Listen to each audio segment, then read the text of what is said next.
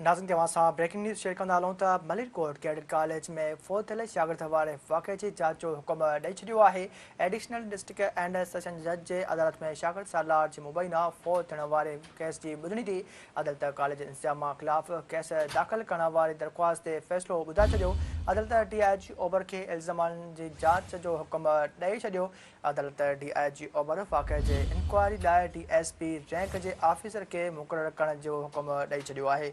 नाम ख़बर खां अव्हांखे आगन पिया हलूं त मलिरकोट कैडेट कॉलेज में फ़ौत थियल शागिर्द वारे इलाइक़े जी जो हुकुम ॾेई जांच शुरू करे छॾी आहे। एडिशनल डिस्ट्रिक्ट एंड सेशन जज जे अदालत में शागिर्द सालार जे मुबैना फ़ौत थियण वारे केस जी ॿुधणी थी। अहम ख़बर खां अव्हांखे आगन पिया हलूं त मलिरकोट कैडेट कॉलेज में फ़ौत थियल शागिर्द वारे वाक़े जी जांच जो हुकुम ॾेई छॾियो आहे।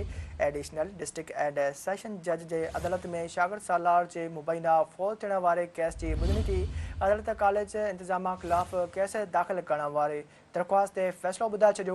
अदालत DIG ओबर खे इल्ज़ामनि जी जांच जो हुकुम ॾेई छॾियो। अदालत DIG ओबर वाक़े जे इंक्वायरी लाइ DSP रैंक जे ऑफिसर खे मुक़ररु करण जो हुकुम ॾिनो आहे। हिन बाबति सां वधीक असां टेलीफोन लाइन ते मौजूदु आहे Malir central news reporter Mir Zulfiqar. जी मीर ज़ुल्फ़िकार, कहिड़ा तफ़सील आहिनि? मलिरकोट कैडेट कॉलेज में फ़ौत थियल शागिर्द वारे वाक़े जी जांच जो हुकुम ॾेई छॾियो आहे।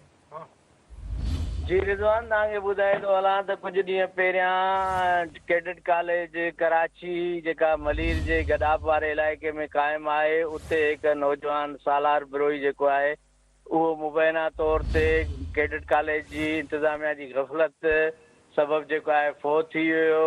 उन्हनि जेको आहे अॼु जेको आहे सेशन जज मलीर वटि दरख़्वास्त जमा कई हुई त उन इंतिज़ामिया जी गफ़लत सबबु असांजो ॿारड़ो फ़ौत थियो आहे, जंहिंखां पोइ सेशन जज उन्हनि जी ॿुधणी ते जेको आहे कैडेट कॉलेज इंतिज़ामिया जे ख़िलाफ़ केस दाख़िल करण लाइ DIG ईस्ट SSP मलीर ऐं गदाब SHO खे जेको आहे हुकुमनामो जारी कयो आहे त कैडेट कॉलेज जी इंतिज़ामिया जी गफ़लत जी जांच कई वञे ऐं उन गफ़लत में मुलविस जेके बि मुलाज़िम आहिनि उन्हनि ख़िलाफ़ केस दाख़िल कयो वञे। जी,